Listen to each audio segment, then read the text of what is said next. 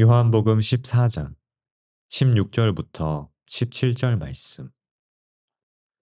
내가 아버지께 구하겠으니 그가 또 다른 보혜사를 너희에게 주사 영원토록 너희와 함께 있게 하리니 그는 진리의 영이라.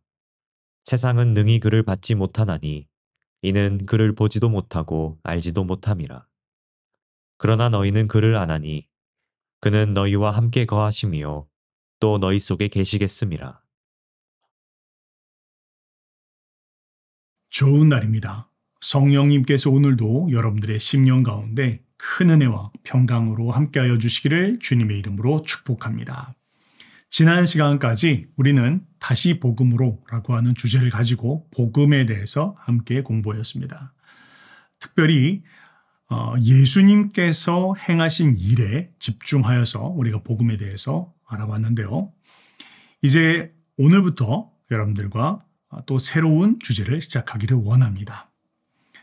바로 그것은 성령론입니다. 성령에 대해서 함께 알아보는 그런 시간들을 갖기를 원합니다.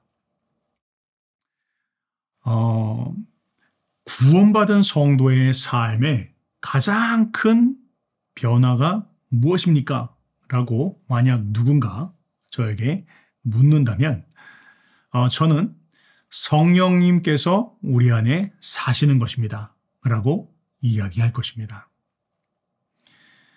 구원받은 성도의 삶에 찾아온 가장 큰 변화는 바로 성령님께서 우리 안에 사시는 것입니다. 성령의 내주하심이라고 말할 수 있죠. 성령께서 우리 안에 살아계시고 또 인도하시고 우리에게 말씀하시고 하시는데 만약 우리가 우리 안에 살아계시는 그 성령님에 대해서 모른다면 우리의 신앙은 큰 낭패를 볼 수밖에 없을 것입니다. 그래서 저는 여러분들과 함께 우리 안에 살아계시는 성령님, 그 성령님께서 누구신지 또 그 성령님이 행하시는 일이 무엇인지를 바르게 아는 그런 시간들을 갖기를 원합니다. 우리가 성령에 대한 바른 지식을 갖게 될 때 그때 비로소 우리는 성령님과 함께 바른 관계를 맺어갈 수 있게 되어진다라고 이야기할 수 있습니다.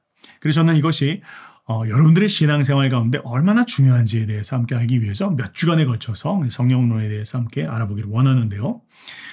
사실 이 성령에 대해서 우리가 알고자 할 때 참 알쏭달쏭한 그런 면들이 참 많이 있고요. 그리고 또 자칫하면 우리가 이 성령에 대해서 그냥 우리의 경험에만 근거해서 알려고 할 때 잘못된 그런 방향으로 나아갈 수 있습니다. 그래서 우리는 성경에 근거해서 성령님께서 무엇이다라고 이야기하는지 이것을 바로 알아가는 것, 이것이 참으로 중요하다라고 이야기할 수 있습니다. 자, 그래서 오늘 여러분들과 함께 첫 번째 시간으로 성령님은 누구신가에 대한 부분들부터 함께 시작해 보기를 원합니다. 저의 이야기로 시작해 보기를 원합니다. 전 대학교 2학년 때 예수님을 믿었는데요. 그러나 그 전에도 저는 기독교인이었습니다. 교회를 다니던 그런 사람이었죠. 제 기억으로는 초등학교 거의 어린 초반부부터 제가 아마 교회를 다녔었던 것 같아요. 교회도 나가고요. 또 주일학교, 또 분번 공부도 하고, 또 교회에서 하는 수련회도 참석을 하고요. 뿐만 아니라 당연히 세례도 받았습니다. 그리고 교회에서 성가대로도 제가 봉사를 했었습니다. 그러나 그럼에도 불구하고 저는 어떤 하나님과의 관계를 맺었다라고 전혀 이야기할 수 없었습니다. 교회에서 종종 보면 조금 이렇게 좀 광신자 같은 그런 아이들도 보였습니다. 제가 그냥 그런 사람들을 보면서 그냥 뭐 좀 믿으려면 곱게 믿지 뭐 저렇게까지 열심을 내서 믿나? 라고 하면서 판단했었던 그런 기억도 있습니다. 그러나 제가 그해 겨울, 대학교 2학년 그해 겨울 그 특별한 경험을 하고 난 이후에 저의 삶에는 굉장히 큰 그런 변화가 찾아왔습니다. 뭐 쉽게 이야기하면 제가 그 다름 아닌 광신자가 바로 제가 되었던 것이죠. 하나님을 정말로 만나는 그런 시간이었습니다. 제가 그때의 기억들을 더듬어 보면 제 마음 가운데 가장 크게 남았던 그런 경험 또 체험은 내가 이제 하나님을 압니다 라고 사람들한테 이야기할 수 있게 되었다는 거예요. 뭐 제가 성경을 많이 알고 있는 것도 아니고 제가 무슨 많은 책을 읽은 것도 아니었습니다. 그러나 저는 부인할 수 없었습니다. 제가 하나님을 압니다. 하나님을 체험했습니다. 그렇게 이야기할 수 있게 되었습니다. 그리고 제 안에 알 수 없는 큰 그런 평안이 찾아왔습니다. 이전까지 있었던 어떤 불안과 근심과 두려움과 이런 것들은 사라지고 제 마음과 심령 가운데 어떤 큰 설명할 수 없는 근본적인 평안이 찾아왔다라고 또한 이야기할 수 있겠습니다. 그러나 또한 그때 제가 가지고 있었던 한 가지 큰 그런 경험 또 체험은 바로 제 안에 어떤 그분의 임재가 계신다, 거하기 시작했다라는 것을 느끼기 시작했다라는 것입니다. 나중에 지나서야 알게 된 것이 바로 그것이 성령의 임재구나라는 것을 저는 깨닫게 되었습니다. 자, 여러분, 이것처럼 예수님을 믿는 사람들의 삶 가운데 찾아오는 가장 큰 변화 가운데 하나는 성령님께서 우리 안에 내주하여 거하신다라는 것입니다. 그래서 우리는 우리 안에 같이 계신 성령님이신데 우리랑 같이 사시는 분이시잖아요. 근데 만약 같이 사시는 분이 누구신지를 모른다면 그렇다면 바른 관계를 맺고 함께 살아가는 것이 불가능하겠죠. 그래서 우리는 성령님께서 누구신지를 바로 아는 것이 너무나 중요하다라고 이야기할 수 있습니다. 그래서 오늘 여러분들과 함께 성령님에 대해서 알아보는데요. 두 가지 큰 포인트를 여러분들과 나누기로 원합니다. 첫 번째는 바로 성령님께서는 하나님이시다라는 것과 그리고 두 번째는 성령님께서는 인격을 지니신 분이시다라는 부분들을 여러분들과 함께 나누기로 원합니다. 자, 첫 번째 포인트 한번 살펴봅시다. 성령님은요, 바로 하나님이십니다. 성령님은 성부, 성자, 성령, 바로 이 성삼위일체 중 제3위이신 성령 하나님이십니다. 다른 말로 이야기하면 성령님께서도 바로 성부 하나님 그리고 성자 하나님과 본질적으로 동일한 분이시다라는 것을 이해하는 것이 너무나 중요하다라는 것이죠. 성경을 이제 한번 쭉 여러 군데를 한번 살펴봅시다. 자, 성경은요, 바로 성령님에 대해서 하나님, 바로 성령님이 하나님이시다라고 명하고 있습니다. 사도행전 5장 3절 4절 말씀에 보면 이런 이야기가 나옵니다. 초대교회 당시 이야기인데요. 아나니아와 삽비라라는 그런 사람들이 있었습니다. 근데 그들이 다른 사람들이 자신의 재산을 다 팔아서 헌금을 하고 또 그런 것들을 사람들이 보면서 칭찬하고 또 그들의 신앙에 대해서 인정해주는 그런 모습을 보고 그들의 마음 가운데서도 그들을 흉내내고 그러고 싶은 그런 마음이 일어났습니다. 그래서 그들처럼 한번 사람들의 인정도 받고 칭찬도 받고 박수도 받고 싶은 마음에 자신들의 재산을 팝니다. 그런데 그 재산을 팔아서 그 가운데서 일부를 자신의 것으로 남겨둡니다. 그러나 그렇게 한 것까지도 괜찮은데 사도들 앞에 나가서 이것이 바로 제가 제 재산을 모두 다 판 것입니다 라고 하고 거짓말을 하게 됩니다. 자, 그것에 대해서 이제 베드로가 이렇게 이야기를 합니다. 5장 3절과 4절입니다. 베드로가 이르되 아나니아야 어찌하여 사탄이 내 마음에 가득하여 내가 성령을 속이고 땅값 얼마를 감추었느냐. 땅이 그대로 있을 때에는 내 땅이 아니며 판 후에도 내 마음대로 할 수가 없더냐. 어찌하여 이 일을 내 마음에 두었느냐 하면서 이렇게 이야기합니다. 사람에게 거짓말한 것이 아니요 하나님께로다 그렇게 이야기하고 있습니다. 자, 뭘 말하고 있습니까? 바로 베드로가 이야기한 건 성령을 속인 것, 바로 그것이 하나님을 속인 것이다 라고 분명하게 이야기하고 있는 것입니다. 이처럼 성경에는 여러 군데 바로 성령님께서 바로 하나님이시다 라고 이야기하고 있는 구절이 상당히 많이 있습니다. 또한 계속해서 한번 살펴봅시다. 또한 성령에 대해서 알아볼 때 우리가 또한 알아야 될 것은 성령님께서는 바로 하나님과 동일한 속성을 가지신 분이시다라는 것을 또한 성경은 이야기하고 있습니다. 자, 여러분, 하나님께서 갖고 있는 하나님의 속성, 신적 속성이라고 이야기할 때 어떤 것이 있을까요? 가장 크게는 영원성 이런 것들을 이야기할 수 있습니다. 그분은 영원히 존재하시는 분이시다라는 것이죠.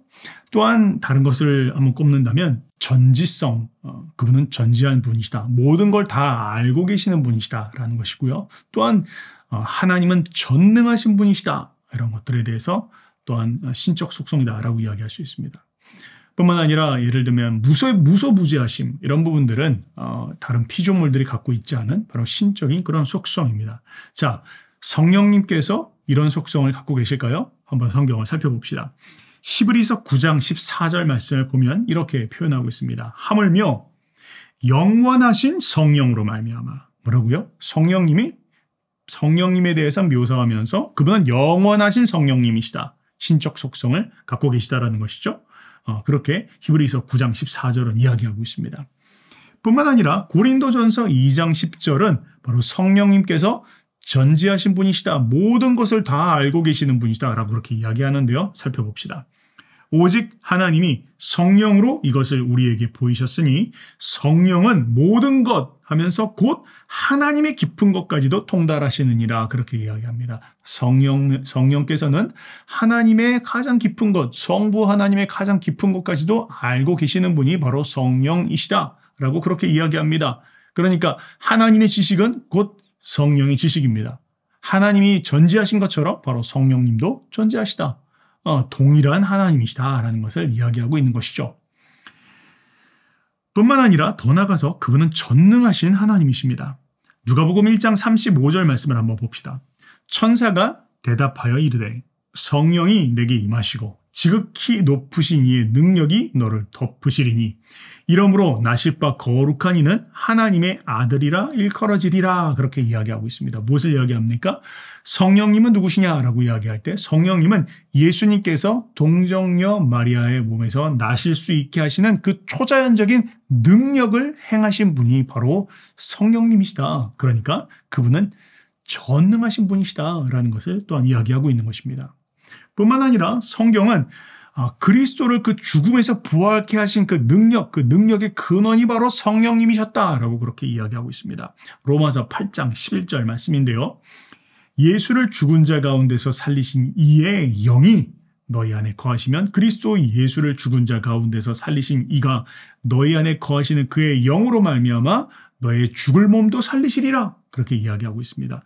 그리스도를 죽음에서 부활케 하신 그 능력의 근원 바로 그것이 성령님이셨다. 그리고 그 성령님은 우리 안에도 지금 거하고 계신다라고 성경은 분명히 이야기하고 있는 것입니다. 자, 그런데요.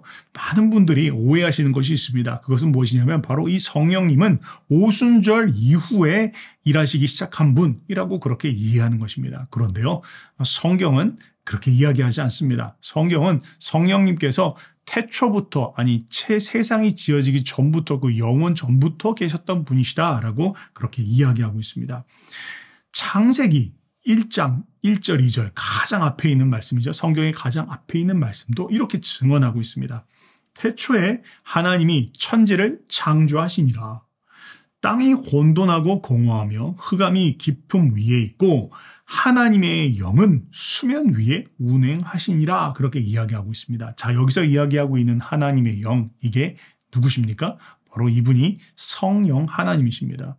그러니까 성령 하나님은 태초 이전에 이 세상을 창조하시는 그 사역에 동참하신 분이셨다라는 것이죠.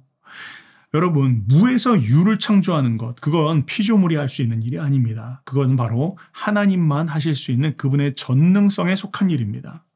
죽은 자를 살리는 것, 그것도 바로 피조물이 할 수 있는 일이 아닙니다. 그것도 바로 전능하신 하나님만 하실 수 있는 일입니다. 자, 그런데요, 성경은 바로 성령님께서 이런 일을 행하신 분이시다라고 그렇게 이야기하고 있습니다.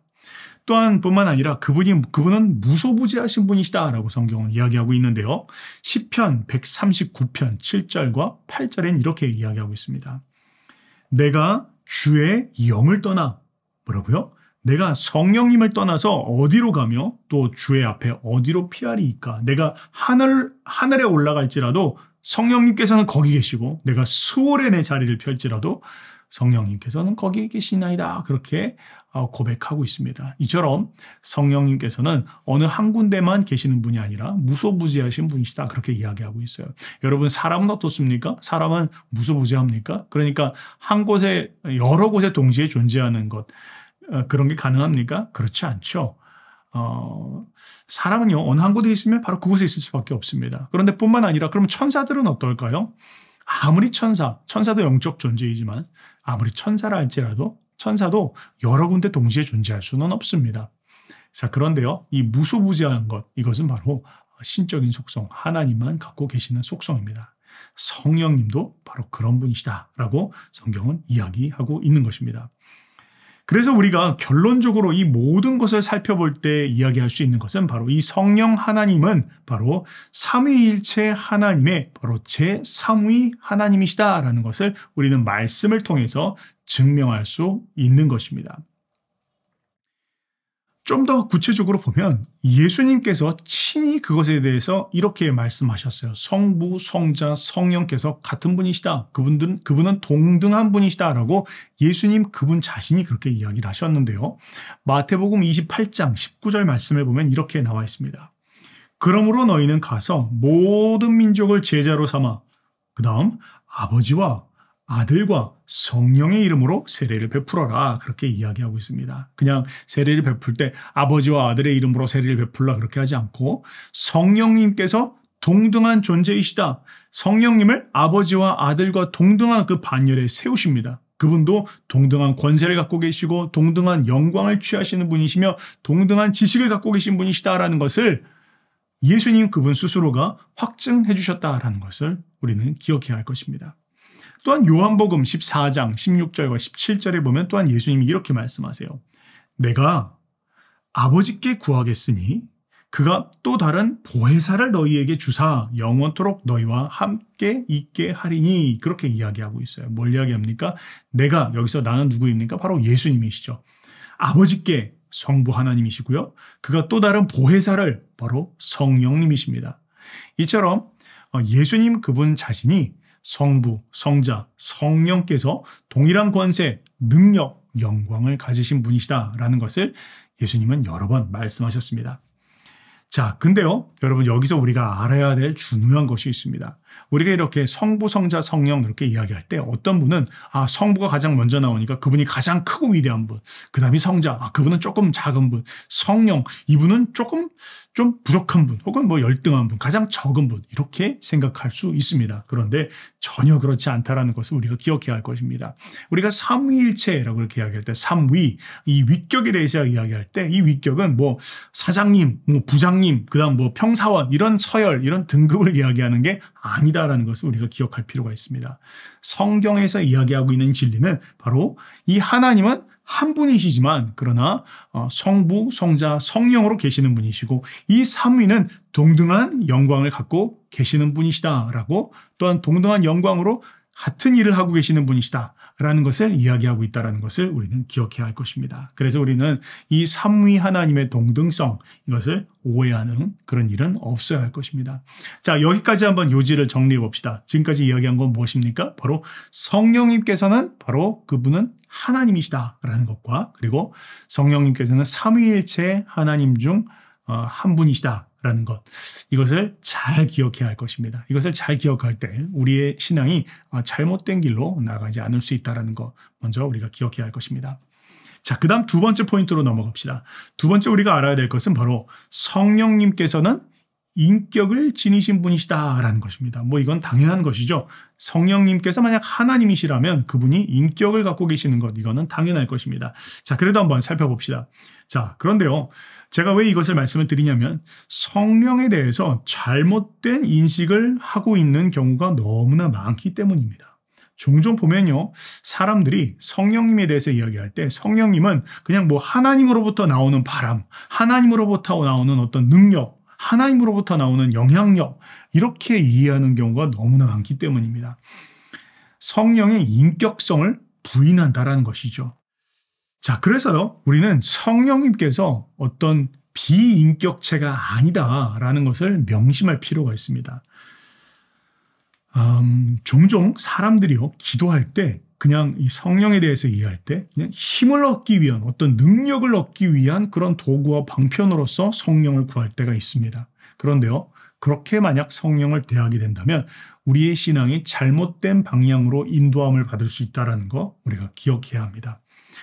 어떤 사람은요, 이 성령님을 그냥 바람, 영향력, 뭐 능력 이렇게 볼 때가 있어요.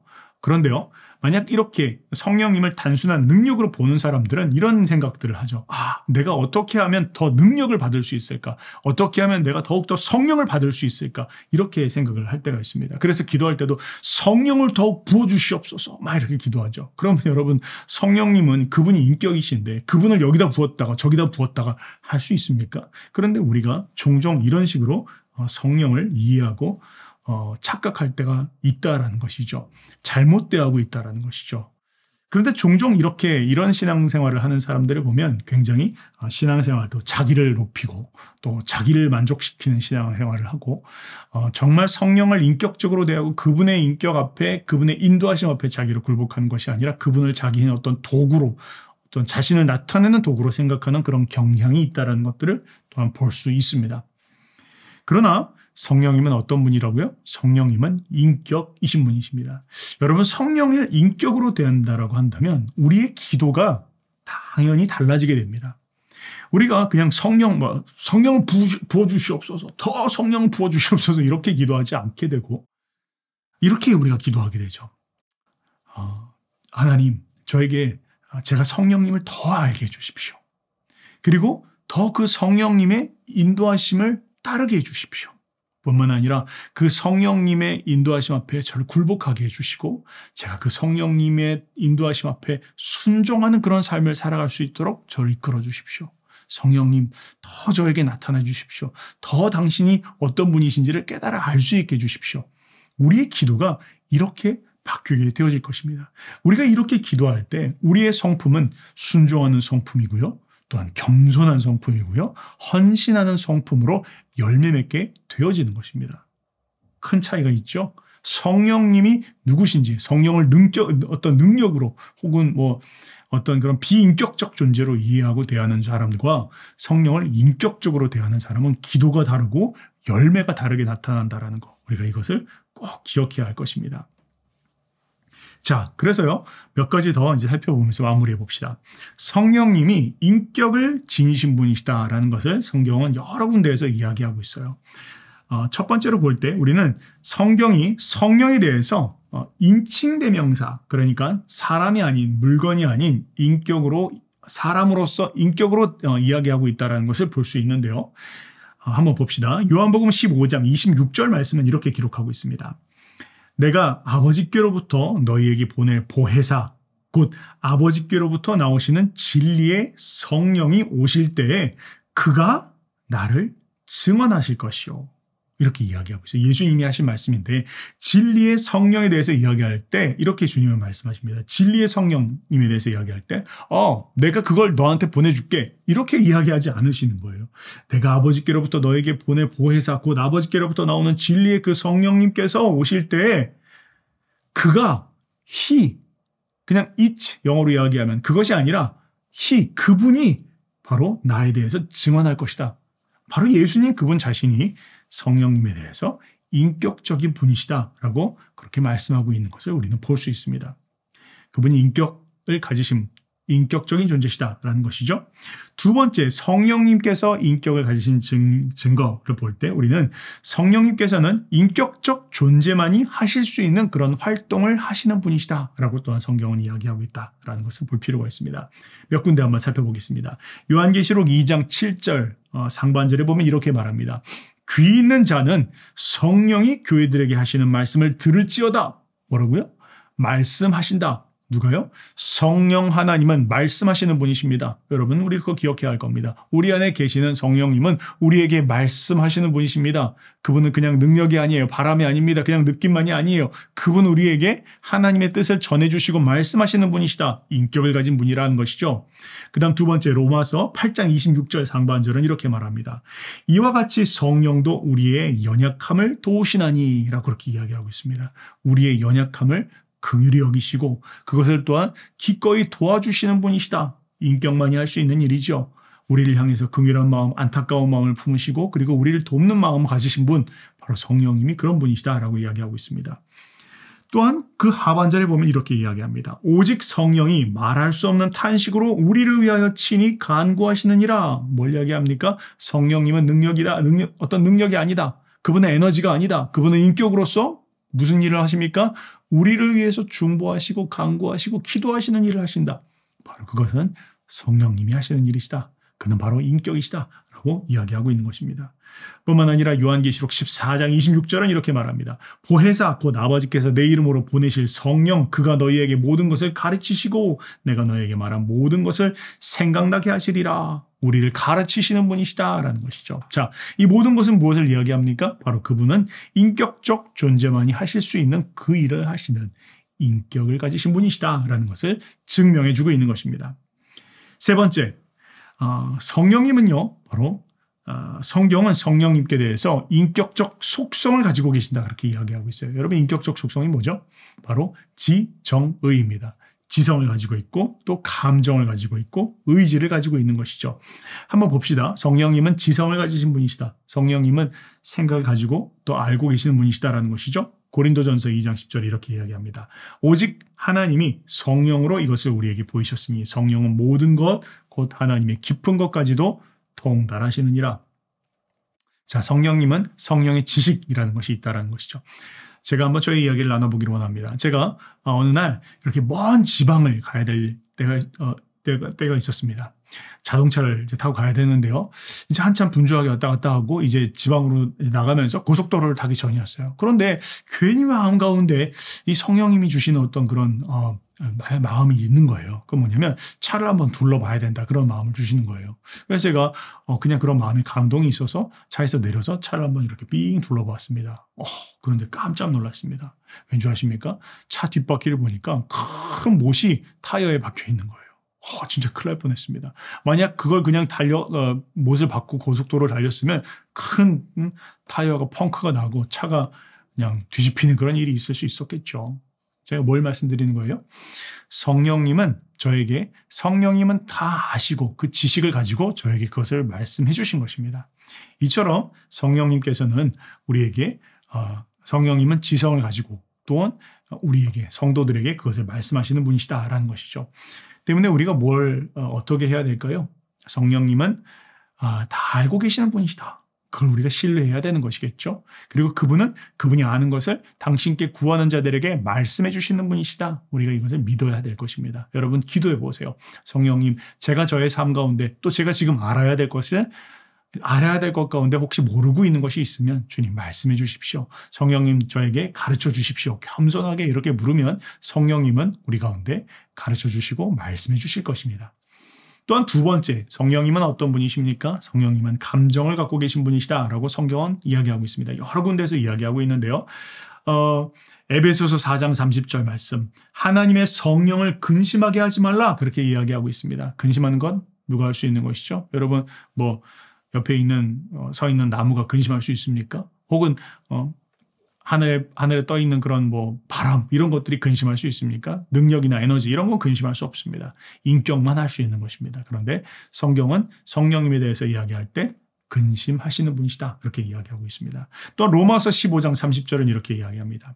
형제들아 내가 우리 주 예수 그리스도와 성령의 사랑으로 말미암아 너희를 권하노니 이렇게 이야기해요. 우리가 성부 하나님의 사랑 혹은 성자 예수님의 사랑 이야기하지만 성령님의 사랑 좀 익숙하지는 않지만요. 그러나 성경은 분명히 성령님께서도 우리를 사랑하시는 분이시다 그렇게 당연히 표현하고 있습니다. 당연하죠. 그분은 인격을 가지신 분이기 때문입니다.